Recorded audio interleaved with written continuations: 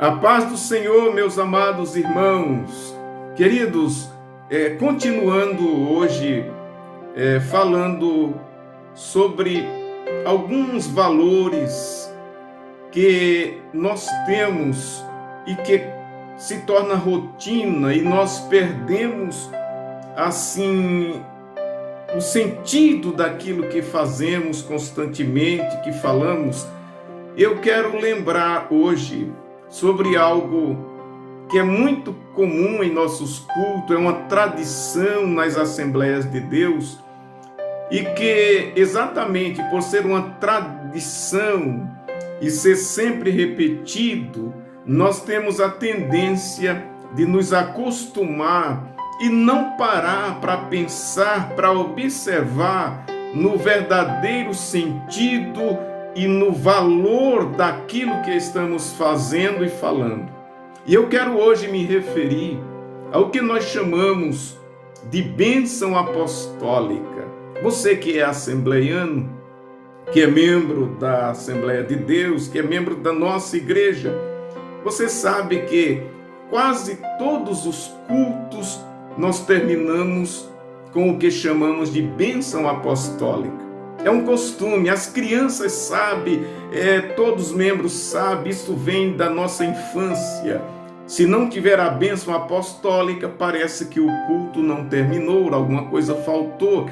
As pessoas acostumam, se lembram disso, mas a questão é, será que nós realmente entendemos por que fazemos isto? Entendemos o valor destas coisas? Como ontem eu falei da oração, a final da oração do Pai Nosso, quando nós declaramos ou devemos dizer que Deus tem o poder, ou reconhecer, mas será que a gente reconhece mesmo, tem fé? Isso é algo vivo, real para nós ou apenas uma tradição, uma expressão de palavra? A bênção apostólica é a mesma coisa. Então nós terminamos o culto com a bênção apostólica. E eu quero ler aqui na carta aos Coríntios, segunda carta, onde se encontra a base bíblica para o que nós chamamos de bênção apostólica. Segundo aos Coríntios 13, versículo 13, está escrito: a graça do Senhor Jesus Cristo e o amor de Deus e a comunhão do Espírito Santo sejam com vós todos. Amém. Aqui está. Então a bênção apostólica ela é bíblica. Foi o apóstolo Paulo em que escreveu esta frase, essa bênção, essa expressão à igreja de Corinto, e a Assembleia de Deus e algumas outras denominações adotaram como a forma de terminar os nossos cultos. E chamamos de bênção apostólica porque ela foi dita pelo apóstolo Paulo.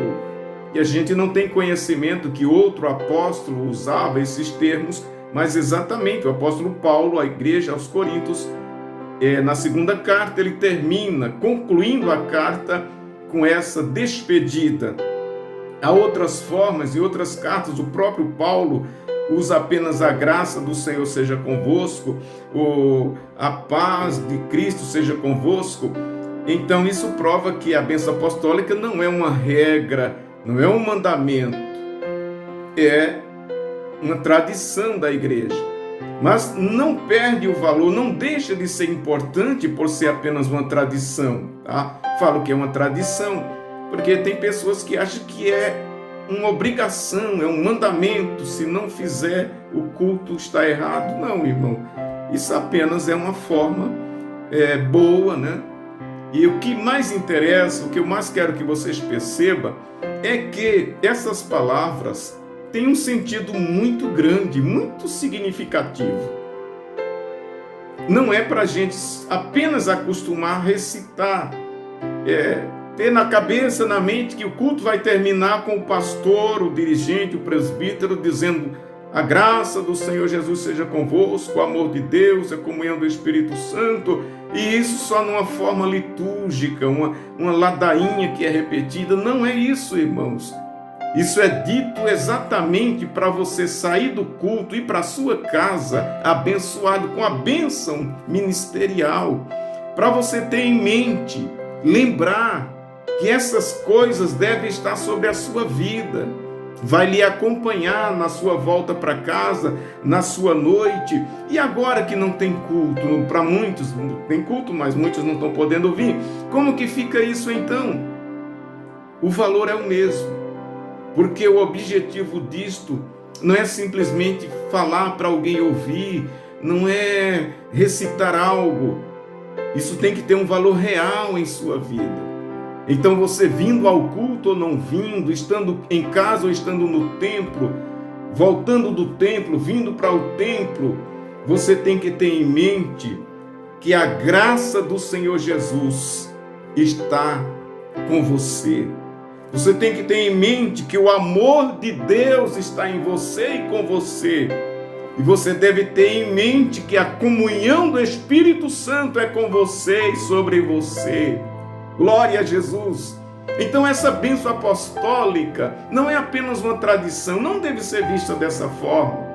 Por isso eu estou trazendo justamente porque nós estamos em tempo de resgatar valores, voltar a princípios. E esses são princípios bons, são princípios importantes.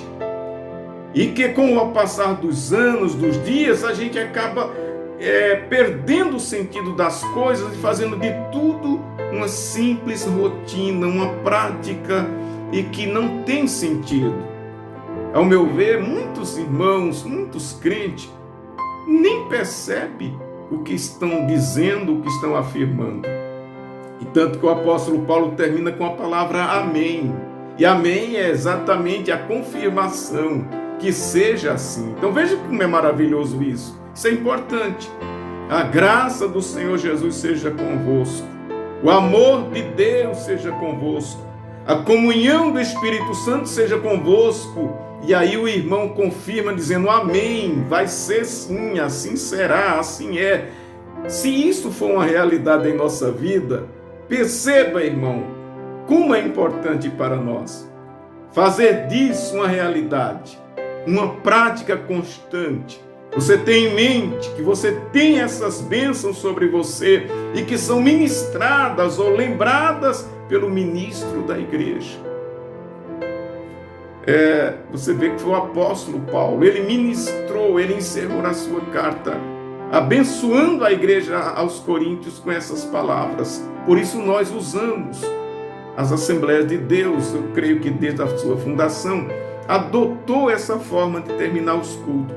Por isso, irmão, quando você terminar o culto, receba sempre a bênção apostólica. Mas não só ouça, lembre-se, isto tem valor. E o valor está exatamente na palavra. Que Deus te abençoe, que o amor de Deus, a graça do Senhor Jesus e a comunhão do Espírito Santo seja convosco hoje e eternamente. Amém.